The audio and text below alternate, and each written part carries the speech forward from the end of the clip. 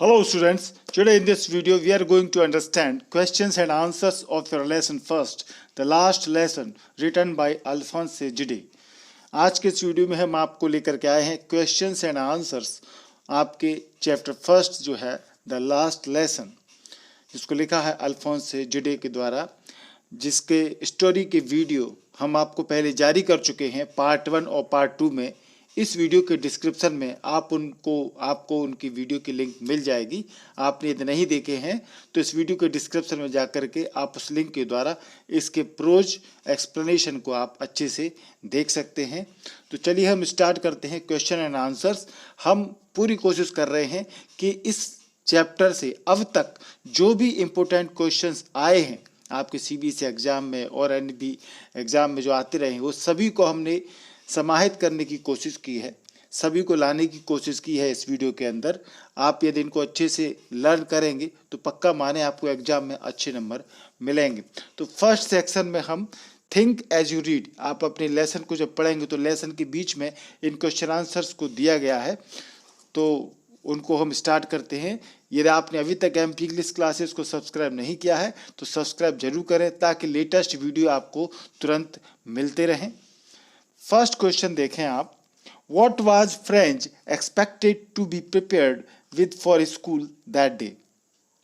इसके ऑप्शन अथवा में भी हम दूसरे क्वेश्चंस आपको दे रहे हैं। इस पूरे वीडियो में आपको हर क्वेश्चन के अथवा में और में दूसरे अन्य क्वेश्चन मिलेंगे।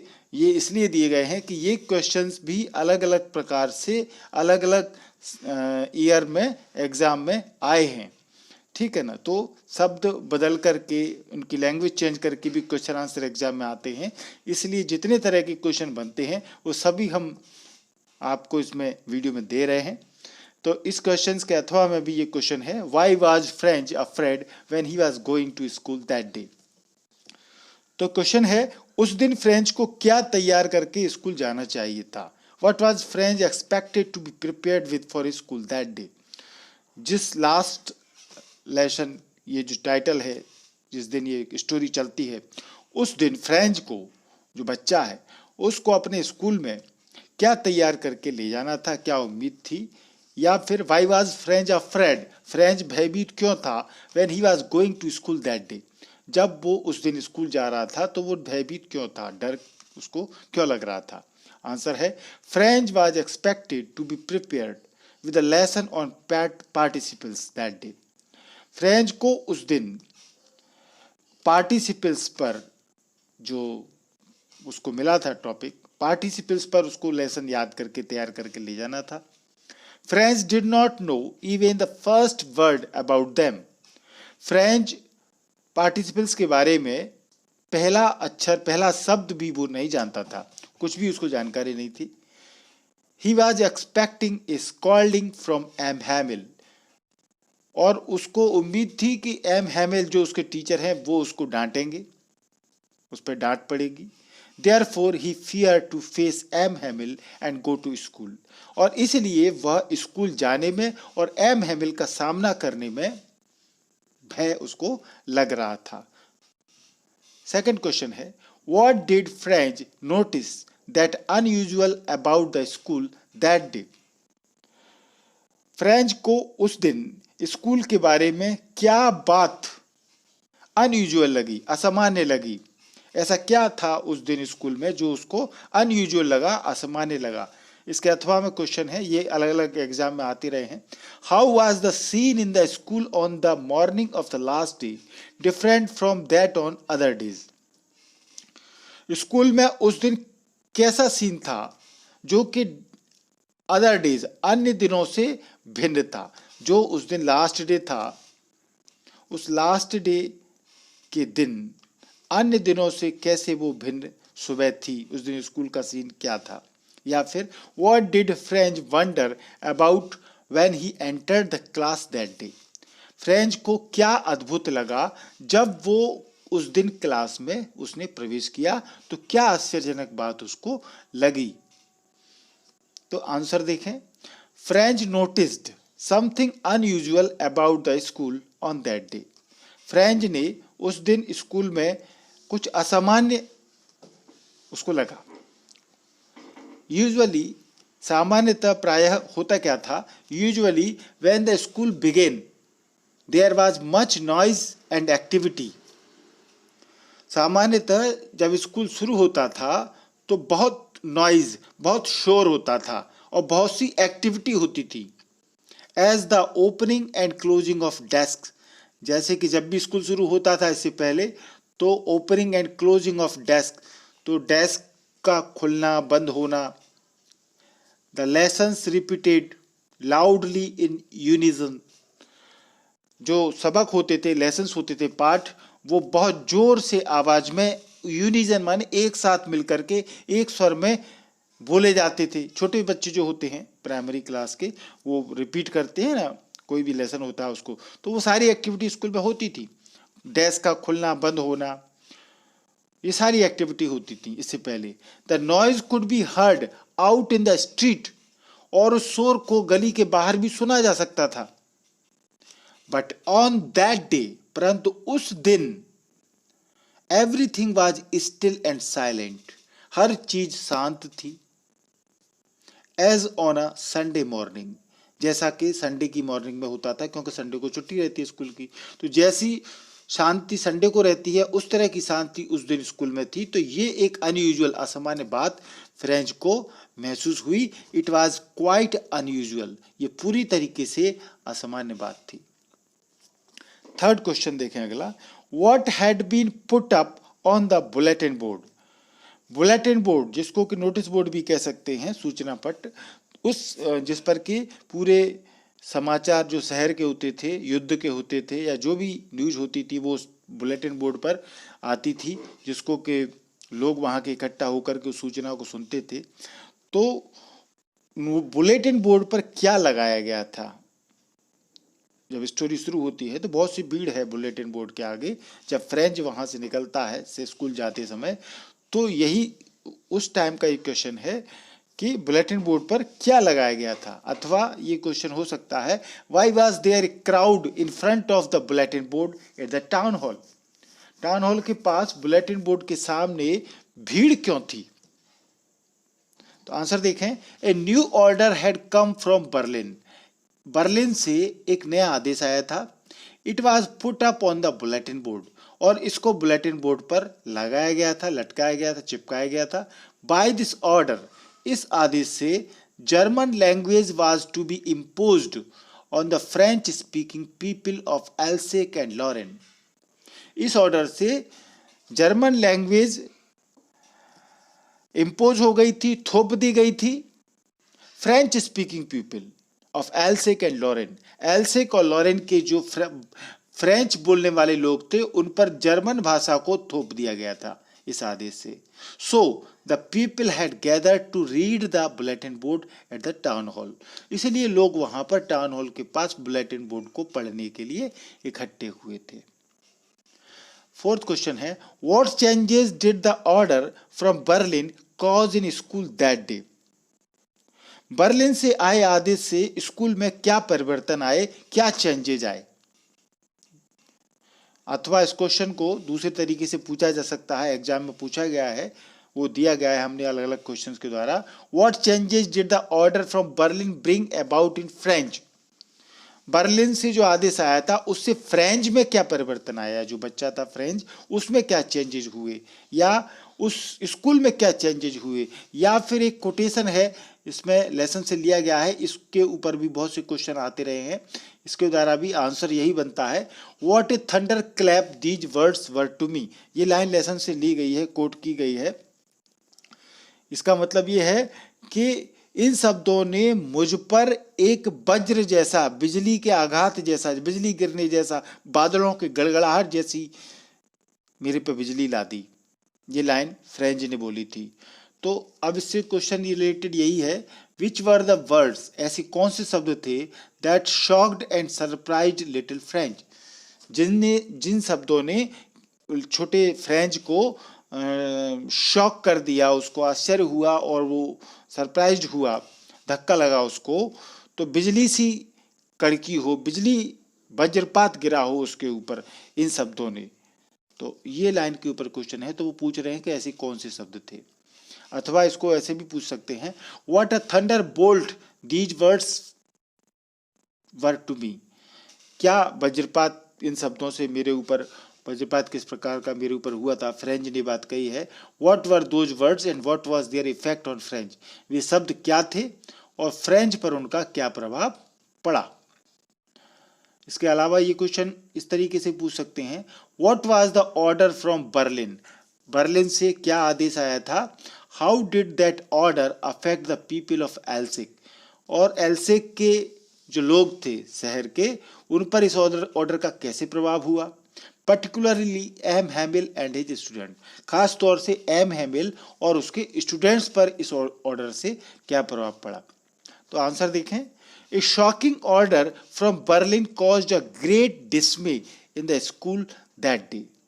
इस शॉकिंग ऑर्डर ने, धक्का देने वाला आदेश, दिल को धक्का लग जाए ऐसा आदेश बर्लिन से आया था, जिसने डिसमे यानी निराशा, जिसने उस दिन स्कूल में बहुत निराशा का कारण था वो आदेश।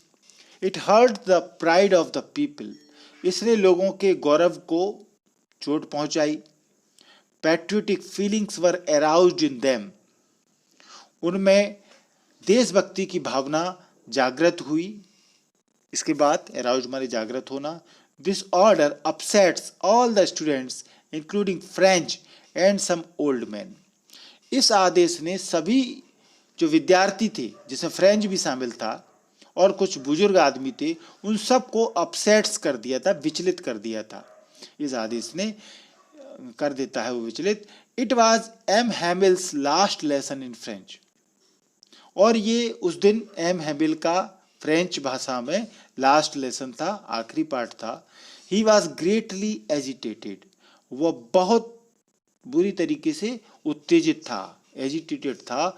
नाउ ऑनवर्ड्स, क्योंकि अब आगे the schools of Alsace and Lorraine वो teach only German in place of French, क्योंकि अब आगे एल्सिक और लॉरेन के स्कूलों में जर्मन पढ़ाई जाएगी फ्रेंच की जगह। फिफ्थ क्वेश्चन है, how did French feelings about M Hamel and school change. M Hamel और स्कूल के प्रति फ्रेंच की भावनाओं में क्या परिवर्तन आ गया। How did French feelings about M Hamel and school change. M Hamel और स्कूल के प्रति फ्रेंच की भावनाओं में क्या परिवर्तन आ गया। अथवा what changes came over little French after he heard M Hamel's announcement and the last session in French. या फिर इस क्वेश्चन को इस तरीके से भी पूछा जा सकता है, क्या परिवर्तन आया छोटे फ्रेंच में जब उसने सुना एम हैमिल की अनाउंसमेंट को और उसके लास्ट लेसन को। फ्रेंच में लास्ट लेसन जो एम हैमिल ने दिया था उसको और अनाउंसमेंट को जब सुना तो क्या परिवर्तन लिटिल फ्रेंच में आए। आंसर है, Franz feelings about M Hamel and school were totally changed now. Franz की जो फीलिंग्स थी, भावनाएं एम हैमिल के बारे में और स्कूल के बारे में, वर टोटली चेंज्ड नाउ, अब पूरी तरीके से बदल गई थी। The order from Berlin aroused patriotic feelings in him. जो बर्लिन से आदेश आया था उसने उसमें फ्रेंच में देशभक्ति की भावना जगा दी। He suddenly developed a strange fascination for his language and school. उसमें अचानक से एक अजीब सा आकर्षण उत्पन्न हुआ अपनी लैंग्वेज के प्रति, फ्रेंच भाषा के प्रति और अपने स्कूल के प्रति। His books no longer looked a nuisance. उसकी किताबें अब उसको मुसीबत नहीं लगती थी, आफत नहीं लगती थी। Now he considered them as his friends. अब उन किताबों को वो अपना दोस्त समझता था। He had sympathy and respect for M. Hamil. हैमिल French की सहानुभूति थी, सम्मान करता था वो एम हैमिल का। He forgot all about his ruler and his temper. और वो सब कुछ एम हैमिल का टेम्पर, स्वभाव और उसकी जो रूलर थी, डंडा छड़ी जिससे वो टेबल ठोकता था, थपथपाता था, उसको भी भूल गया। वो ये सारी बातें भूल गया। तो ये फ्रेंच की भावनाओं में परिवर्तन आया।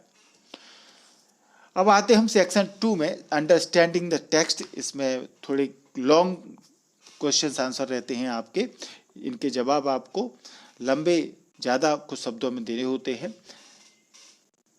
फर्स्ट क्वेश्चन है, the people in this story suddenly realise how precious their language is to them. What shows you this? Why does this happen? कहानी में लोगों की समझ में अचानक आ जाता है कि उनकी भाषा उनके लिए कितनी प्रीशियस है, कितनी मूल्यवान है। The people in the story suddenly realise, अचानक से इस कहानी में लोग महसूस करने लगते हैं, how precious their language is to them, कि उनकी भाषा उनके लिए कितनी कीमती है। व्हाट शोज यू दिस, किस बात से आपको ये पता चलता है? क्वेश्चन ये है, व्हाई डज दिस हैपन, और यह कैसे होता है? सॉरी, अथवा इस क्वेश्चन को और भी तरीके से पूछ सकते हैं, what did M Hamel tell the people in the class about French language? M Hamel ने फ्रेंच लैंग्वेज के बारे में क्लास में क्या कहा? What did he ask them to do and why, और वो उनसे क्या करने के लिए कहता है और क्यों कहता है? अथवा how does M Hamel pay tribute to the French language? M Hamel अपनी फ्रेंच लैंग्वेज को कैसे श्रद्धांजलि देता है? ट्रिब्यूट इसलिए बोला गया है क्योंकि वो लास्ट लेसन है, लास्ट बार फ्रेंच में सिखाने की बात की गई है, इसलिए पे ट्रिब्यूट ये क्वेश्चन बनता है। अथवा what are M Hamel's views about the French language? M Hamel का नजरिया क्या है फ्रेंच लैंग्वेज के बारे में? बहुत इंपॉर्टेंट क्वेश्चन है। चलिए आंसर देखते हैं। People of Alsace in the story did not realise how precious their language was to them. Alsace के लोग कहानी में ये महसूस नहीं करते थे कि उनकी भाषा उनके लिए कितनी प्रीशियस है, कीमती है। जब कहानी शुरू होती है तो कोई वैल्यू नहीं रखते थे वो।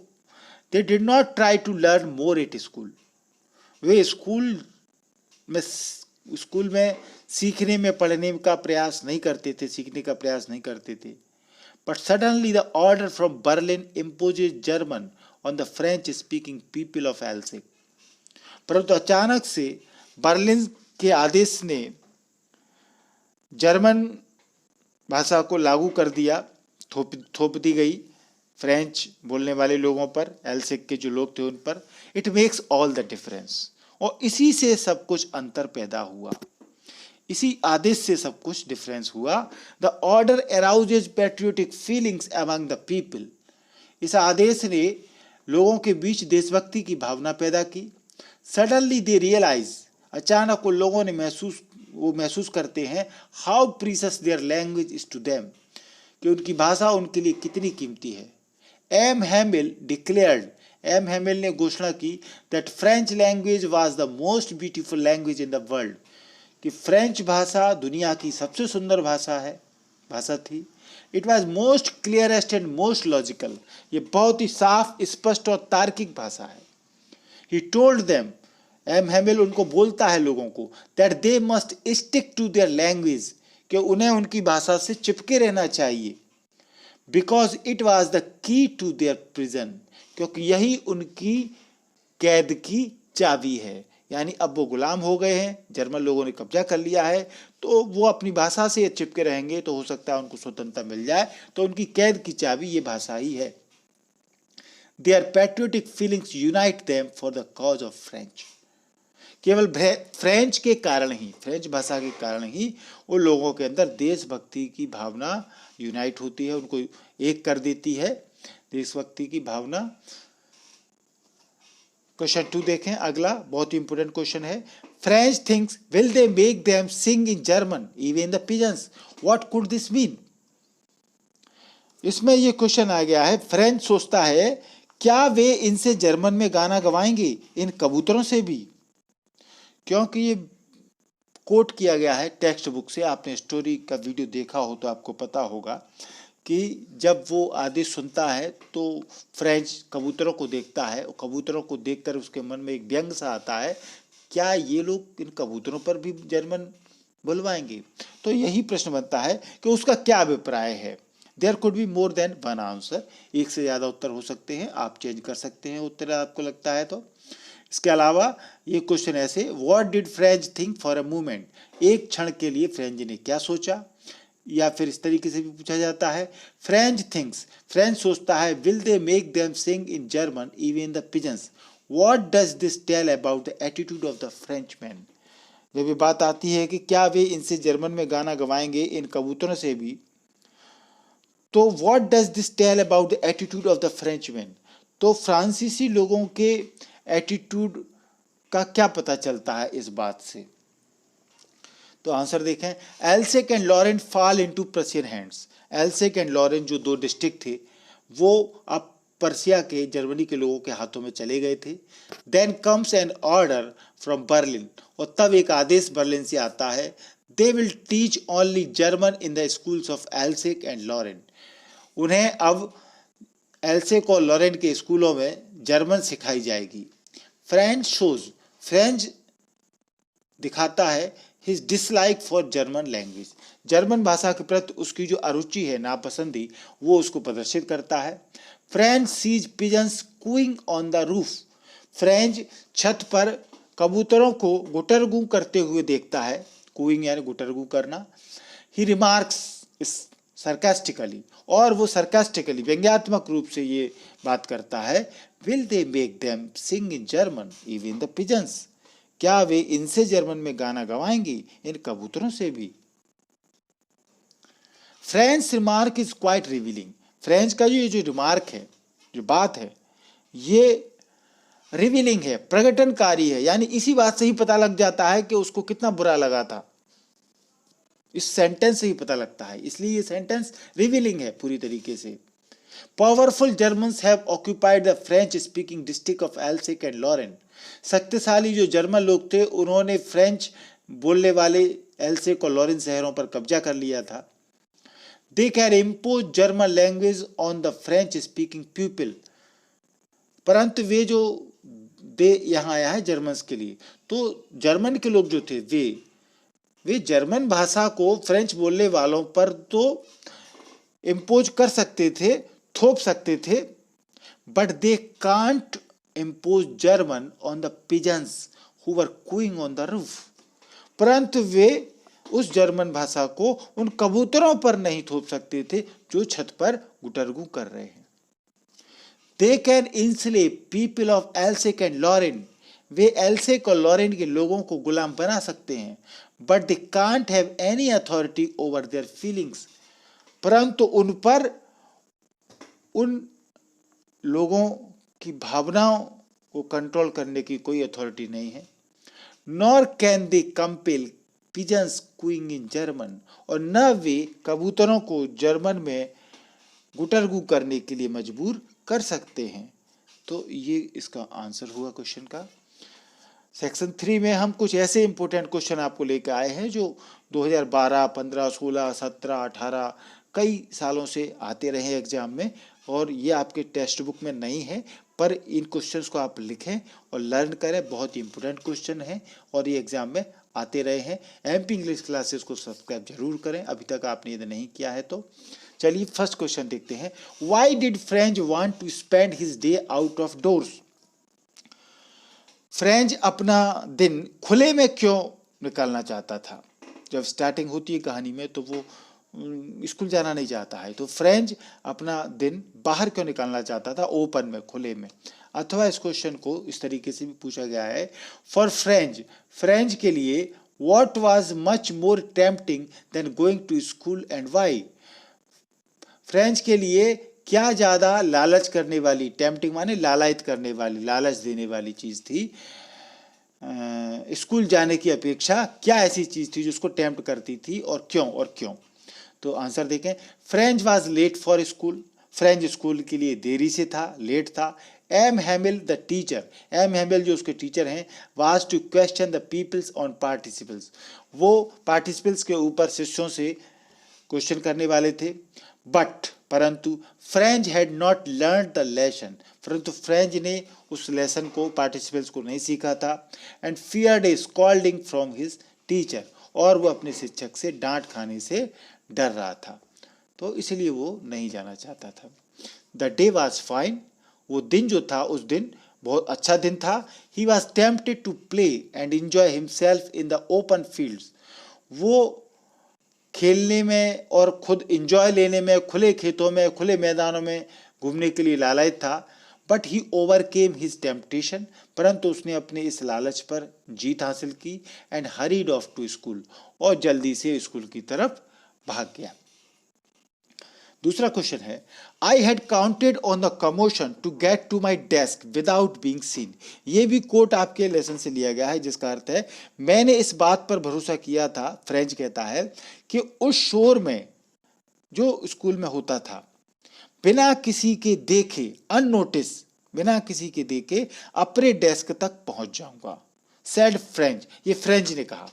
हाउ डिड ही एंटर, तो फिर वो कैसे प्रवेश किया उसने। And what was the reaction of the teacher, और फिर उस टीचर की रिएक्शन क्या थी। अथवा हम एक क्वेश्चन है, what had the narrator counted on to enter the school and unnoticed. Narrator कौन है, फ्रेंच, कहानी को कथाकार जो है बोलने वाला वो फ्रेंच है बच्चा।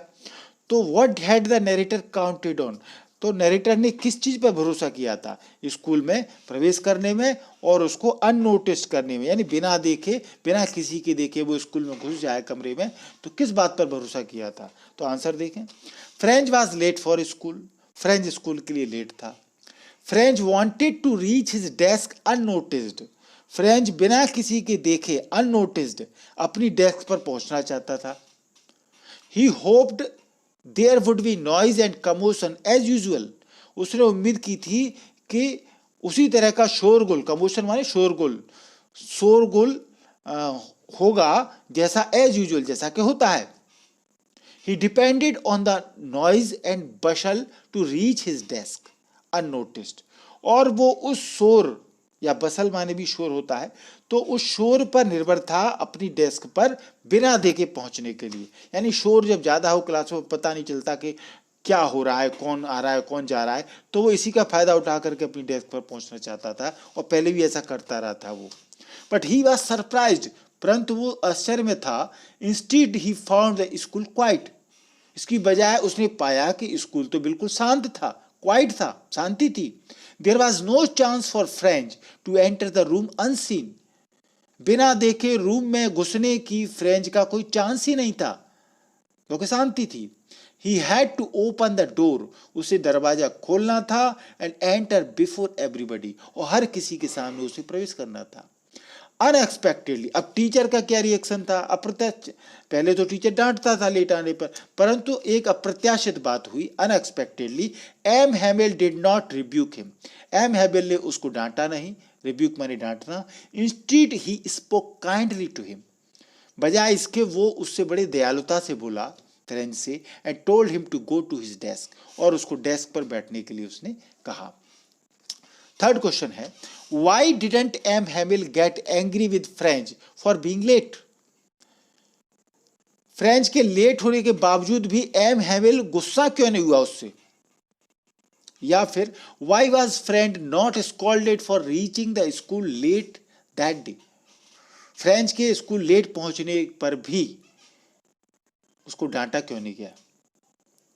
तो आंसर है, French was definitely let for school, French निश्चित तौर पर स्कूल लेट आया था दैट डे, उस दिन।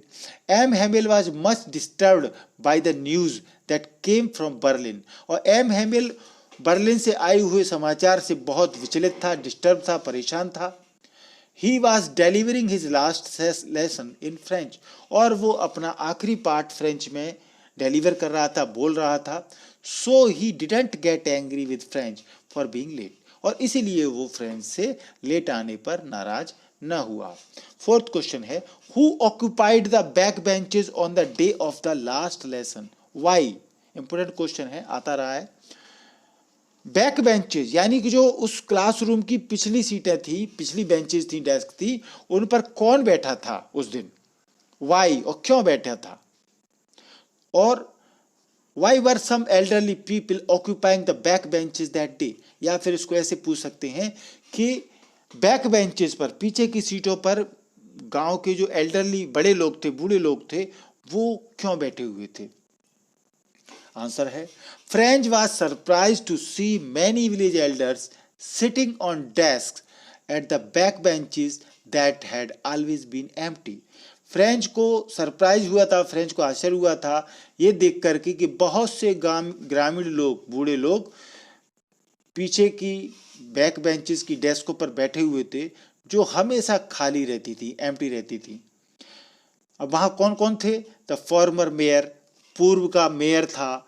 द फॉर्मर पोस्ट मास्टर, पहले का रिटायर्ड पोस्ट मास्टर था उनमें। ओल्ड हॉसर, एक बूढ़ा किसान था जिसका नाम हॉसर था। विद हिज ट्रायंगुलर कैप, जो अपनी तिकोनी टोपी पहने हुए था। And some other village people occupied those back benches, और कुछ गांव के अन्य लोग पीछे की सीटों पर बैठे हुए थे। अभी क्यों आए थे? They had come to thank the teacher for his faithful service. वे अपने शिक्षक, जिसका नाम एम हैमिल था, उसकी विश्वसनीय सेवाओं के लिए उसका धन्यवाद देने के लिए वो लोग आए थे। 5वां क्वेश्चन है इंपोर्टेंट।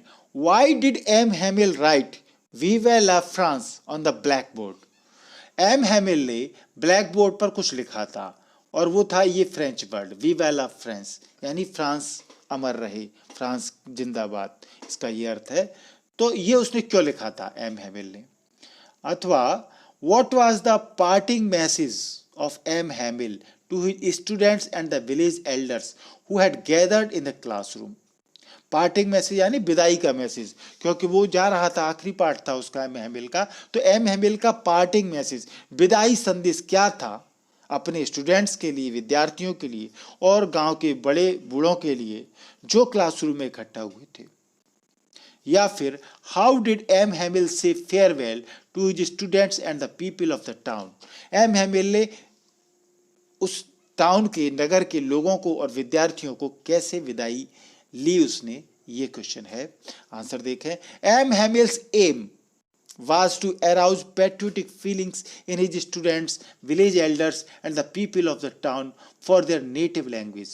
एम हैमिल का उद्देश्य था कि वो जागृत करे पैट्रियोटिक फीलिंग्स, देशभक्ति की भावनाएं उसके विद्यार्थियों में, विलेज एल्डर्स, गांव के बूढ़े लोगों में, and the people of the town, और उस नगर के लोगों में, फॉर देयर नेटिव लैंग्वेज, उनकी जो मातृभाषा है, स्थानीय भाषा जो है फ्रेंच जो भाषा है, उसके प्रति देशभक्ति की भावना जागृत करना उसका उद्देश्य था एम हैमिल का।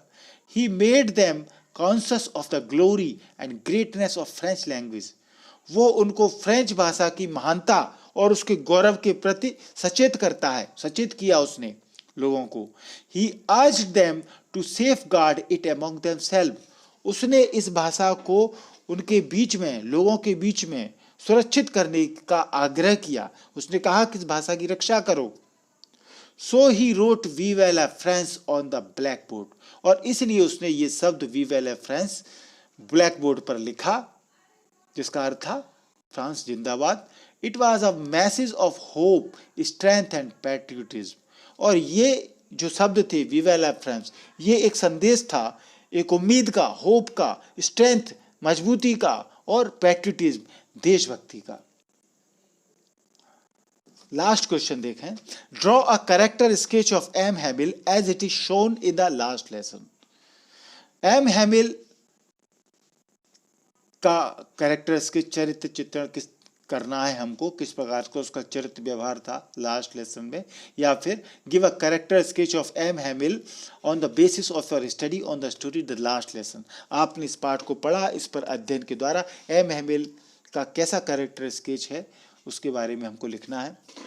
आंसर देखें। M Hamel was a devoted teacher and patriot. M Hamel एक देशभक्तिपूर्ण शिक्षक है, समर्पित शिक्षक है, देशभक्ति है उसमें। He was highly respected both by his students and the village elders. वो उस गांव के, उस टाउन के जो विद्यार्थी हैं उनके द्वारा भी सम्मानित किया जाता है, उसको सम्मान दिया जाता है, गांव के लोग भी उसका सम्मान करते हैं, बहुत सम्मानित है वो। He had served faithfully for 40 years in the same school.